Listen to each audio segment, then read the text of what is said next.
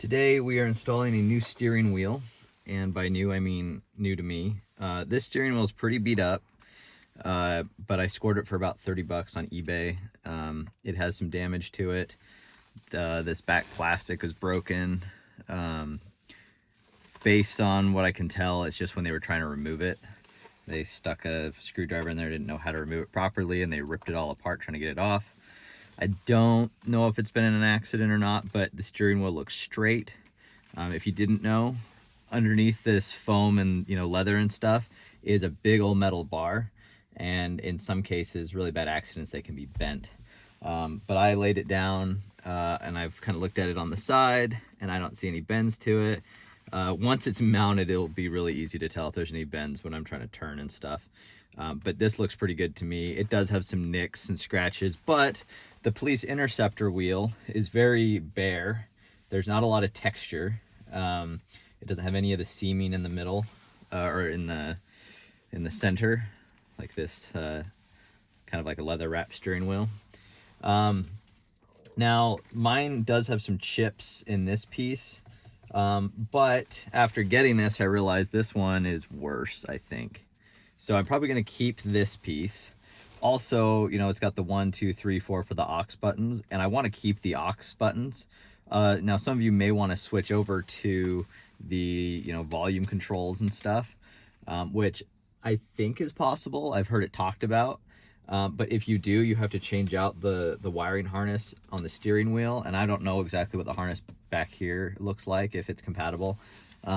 I'll see if I can figure that out while I'm doing this, but I don't know how that plays into, if it's just plug and play or if you need to add it in ForScan, if the wiring's even there. I'm really not sure, because I want to keep these buttons. And that's because I'm hooking these up to light bars and stuff like that. And I think it's really beneficial to have some switches right here. And, the volume is right here, so I'm not really that worried about, having to push the buttons and stuff right here. I also already have my media controls for switching inputs and muting right there, so that's good enough for me. What I might end up doing is either just keeping this straight away, or I might try to vinyl wrap it to get rid of some of these nicks. But in doing that, I'm going to get rid of my numbers here, which I'm not sure if I want to do or not, but I might give it a go. We'll see. But good thing to do before you get started on this is disconnect your battery. The nice thing about this steering wheel, like I'll show you in a minute, is that you can have it pretty much in any position. You don't have to have the key on to turn the wheel like some steering wheels. You have to access the airbag from behind here, versus this one you just go in from the side, which is really nice. But if you don't have your horn disconnected, there's not really a lot of risk of the airbag going off, but you'll probably be honking your horn and stuff trying to get this thing out. So that's what I'd recommend doing. I'm actually not even going to disconnect the horn or disconnect the battery, but I would recommend doing that. So anyway, we'll go ahead and get started. So hopefully this will help you kind of understand what the goal is here. So obviously this airbag's already been removed from this steering wheel, and you see this little bent wire in there. That is a catch for your Allen key or whatever skinny screwdriver or whatever you're trying to use to get in there. If you look at, so this one's the one that they tore up when they were removing it. There's little guides in here. This one's mostly broken, but there's 2 sets of guides, and this is one of them. So when you enter through the hole, this whole panel's missing, but this is what was behind it. When you enter through the hole, you're going to be along this guide. And then if you see back here, there's another guide right here. It's a little, that thing right there's another guide. So you kind of go in like this, and once you get in about an inch, you kind of push up a little bit and you're in both guides, right? And so when you're in both guides, it lines you right up to push on that metal spring rod or whatever you want to call it. And that's what releases the airbag. So when you first hit it though, you got to put quite a bit of effort to push, or else it's a really strong spring. So And then when you push on it, you're going to want to get like a flathead screwdriver or something and kind of pry out on the airbag, which obviously isn't here, but you just kind of pry up on the airbag and it's just going to pop up, you know, just like not even a centimeter, you know, 1/4 inch. So once you get that side up, then you go over and do it on the other side. Same thing. And then at that point, you should be able to pull the whole thing. So now we're going to go ahead and remove this. So I'll put the camera up on the tripod. So I'm going to take I have a long Allen key here that'll fit in the hole. And there's little guides in as you go. Kind of like I showed you. And you're just really feeling for it. And this may take a minute, but you'll know when you're on it because you'll feel like a spring. Okay. We've got the first bit popped. Oop, lost it. Right there. So I popped that first bit out.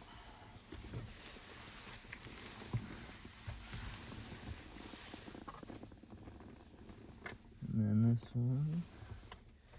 Just like that.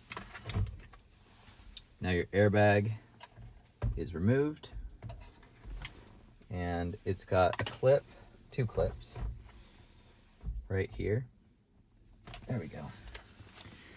And there we go. That's off. And it looks like they're actually color coded. So we got gray and black. So they look like, oh, in fact, they've got separate notches too. So you can't actually mess these up.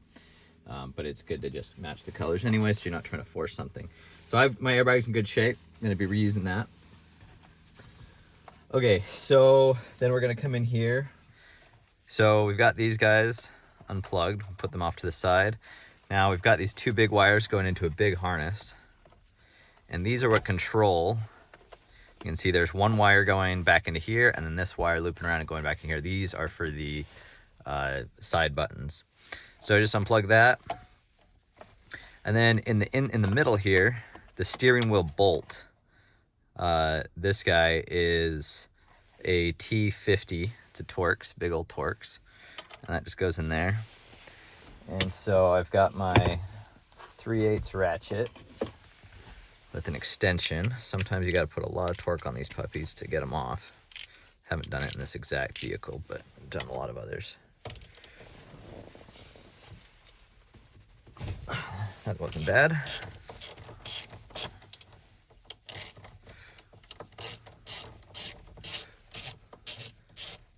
And then here comes the fun part. Sometimes these steering wheels are pressure fit on so tight.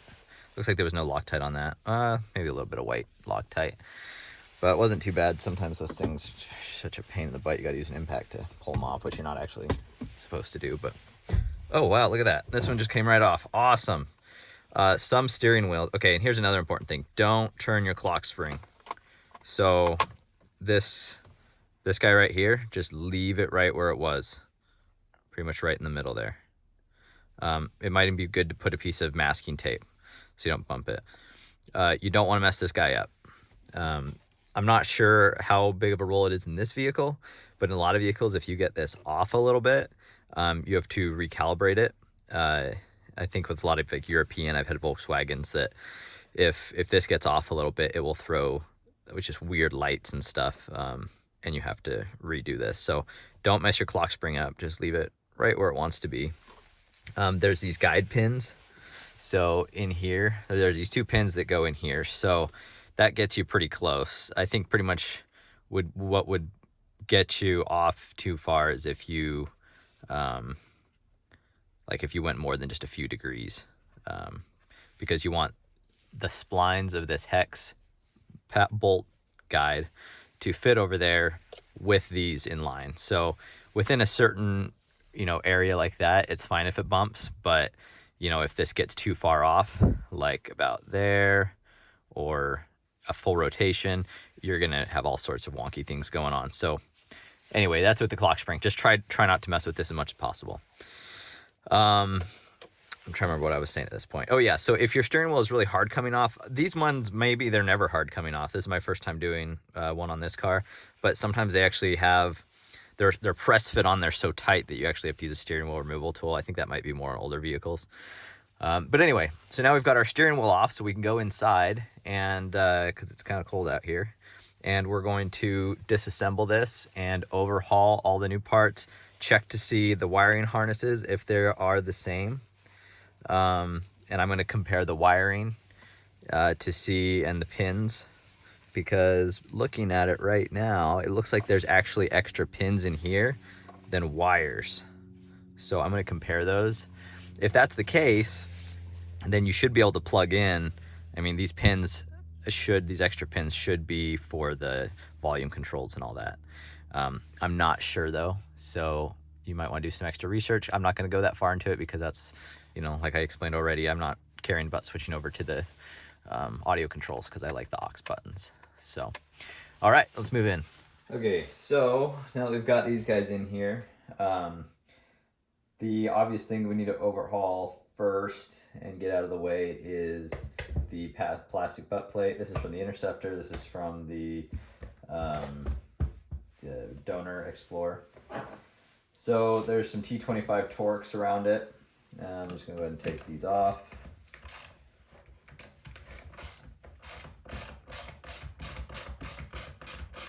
Actually, I'll get my impact.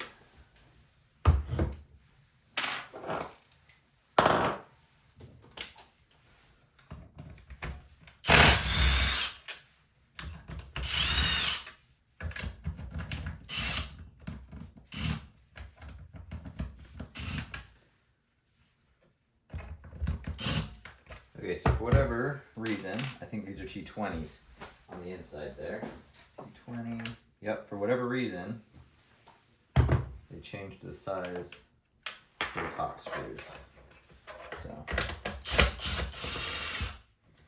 get that guy out.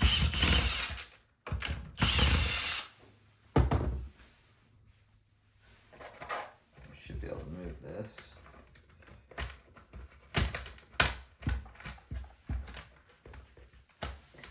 So, okay, it looks like the wiring harness needs to be disconnected. Okay.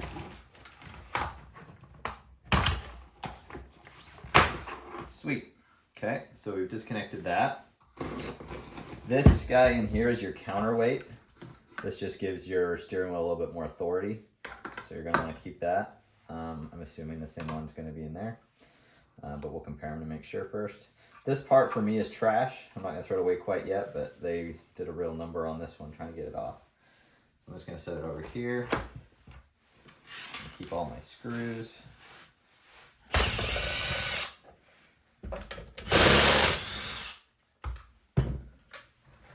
Now, if you want to swap the full steering wheel with the controls and everything, you know, assuming that we find out that that's doable, you shouldn't have to do any of this.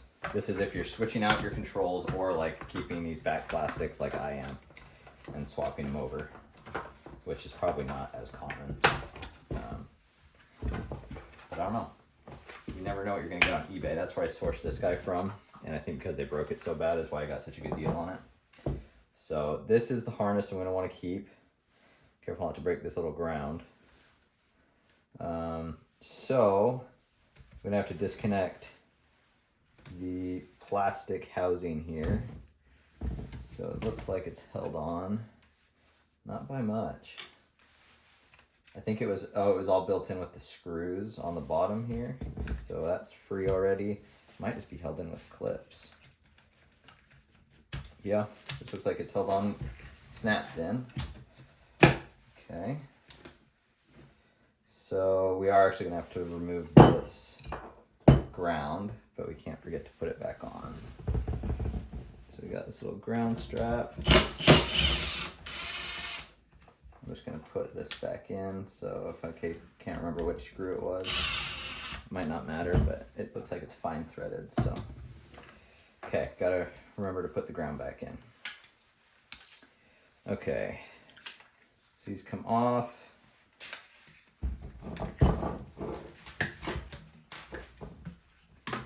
So because of the wire, we are gonna have to disconnect this at least on one side.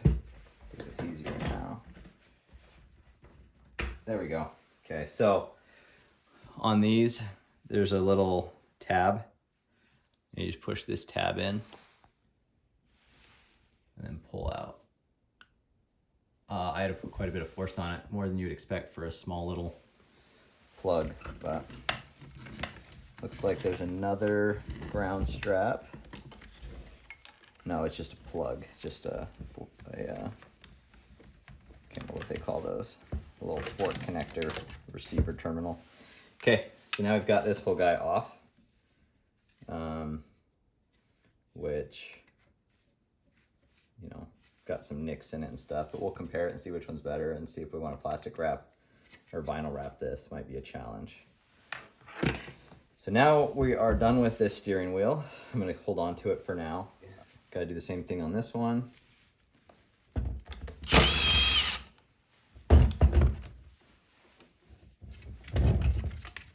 Okay, just this. And now this is a good time to detail your steering wheel. So it's got like crap in the cracks and everything.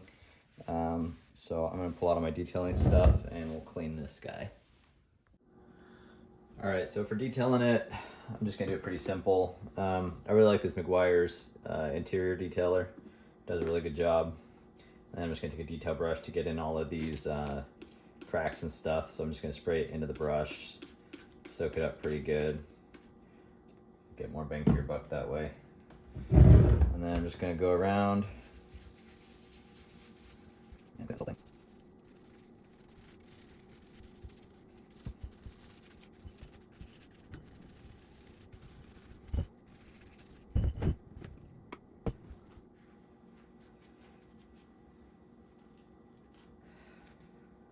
All right, there we go, all cleaned up. I think it looks a lot better.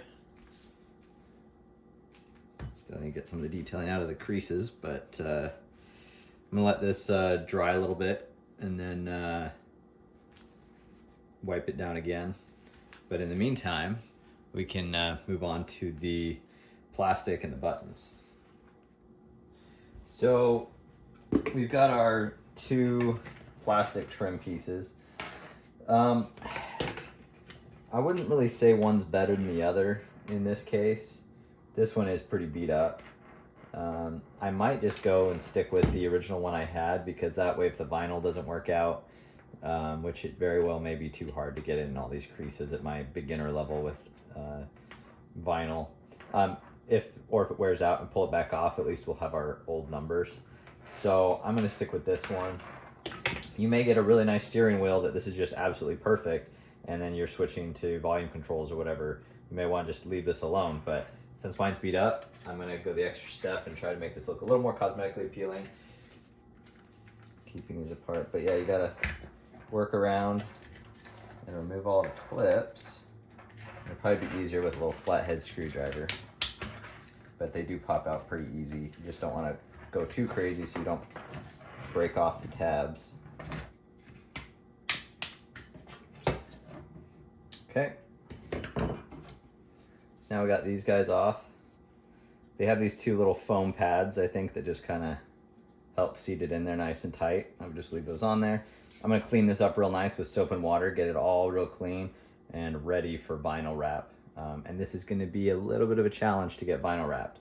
So make sure your prep work is all right if you're gonna go this route. All right, so for putting vinyl on, bear in mind that I am not an expert. I've done maybe 3 vinyl projects ever, and so you're gonna have a lot better instruction based on watching someone who is a professional on YouTube doing this, but you can at least see me and learn from my mistakes, I guess. So first off, this is the vinyl I'm going with because I'm trying to keep the OEM finish. This is the closest match I could find.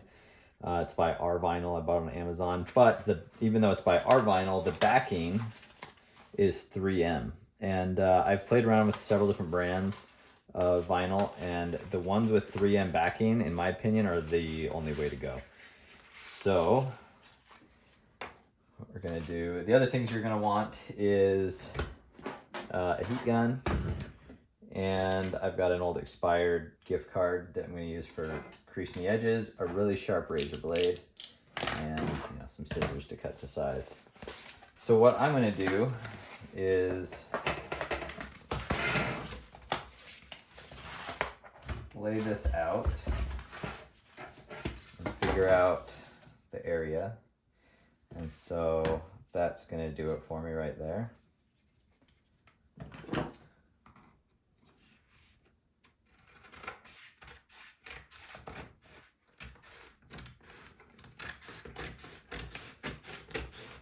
Okay. And then my vinyl got a little creased right there when it was in packaging.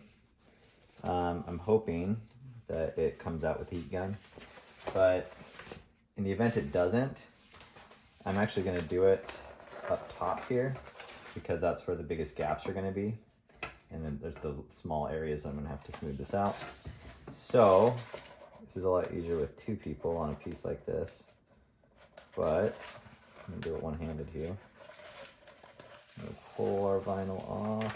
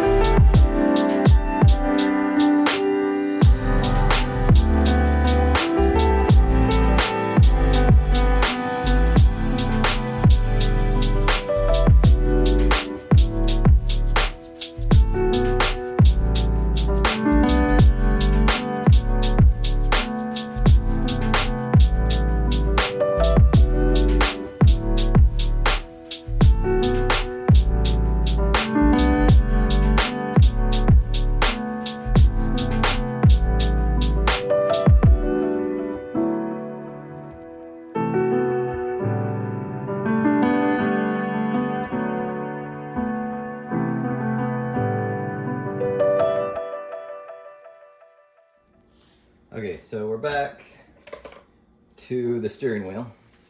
Got all cleaned up, mostly dry. This stuff leaves a little bit of a residue that after it dries for a minute, it just wipes off real nice, but it gives it a little bit of a shine without greasiness.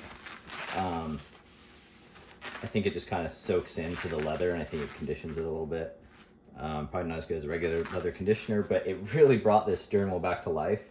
And so this Meguiar's Ultimate Interior Detailer, it's good stuff. We are going to snap the front in.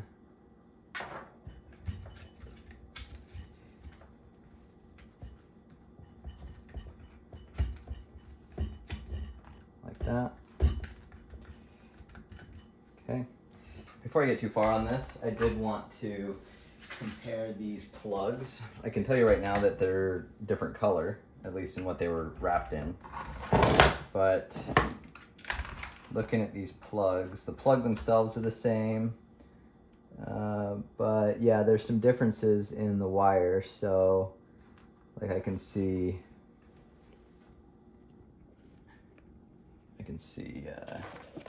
right There, one is missing and it's present there. On the other side, same thing, there's extra, those 3 are missing, and 2 of them are present on this side. So they are different. So you can't just unplug, you can't just switch over the steering wheel and expect it to, I mean, you should be able to switch over the steering wheel, but you can't just, I don't think you can just pop out, like you can't pop this one in and expect these to control the aux, even though they don't say aux is what I'm trying to say. So it is important to switch the actual harness. Now I'm assuming you could just pull off the entire, if you had a pristine steering wheel, I'm assuming you could just pull it off, not mess with any of the stuff that I'm doing, and then just plug it right in. I am not sure what that involves in Forescan, if it involves anything, if it's possible. I think it's possible. Maybe it's a sync only thing. I really don't know. So don't quote me on that. That's not what this video is about. Maybe in the future, but okay, I think I've got it pretty much where it's supposed to be. Okay, so now we're back in the vehicle and we're gonna make sure that's aligned at the 12 o'clock.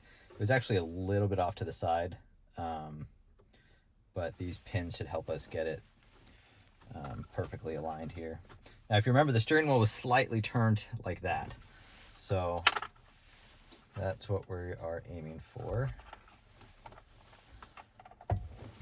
This thing keeps wanting to turn.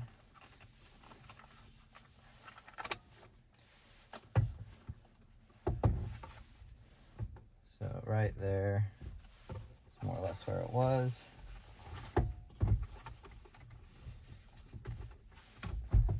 We're gonna go ahead and put our bolt in. Now, steering wheels do have a torque spec, but I don't have this one on me. But that is your disclaimer, is that there is a torque spec and you should use it, but I'm going to be a bad example here. Get what you pay for.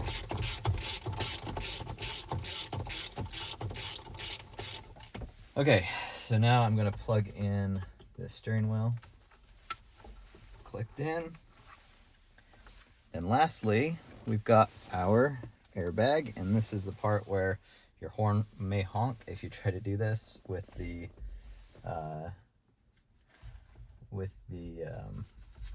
battery plugged in, because you got to put some pressure.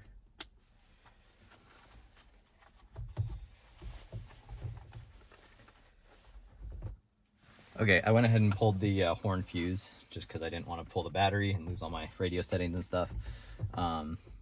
But now I should be able to just push this in with pressure like that. Now, turn on the car and we'll make sure that all the buttons are working.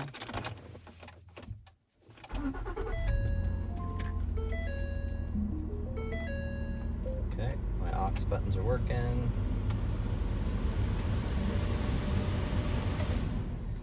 And my buttons are working over here. So that's it. Now I've got a nice fancy steering wheel. It looks tons better than the original one. It just feels better. And so that's all there is to it. And hopefully this helped you. If you do go the route of switching over to the buttons here, or information on that, drop them in the comments to help other people out. Like I said, as at this point, I really like the aux buttons. In my opinion, if you ever mount something auxiliary and you got to figure out where to mount switches, all that stuff, it's a real hassle. So the fact that these are built in and just right in fingers reach is just so awesome, and you can just control the radio over there. But to each their own. So if you do have information, drop it down in the comments, and hopefully this helped you. Thanks for watching.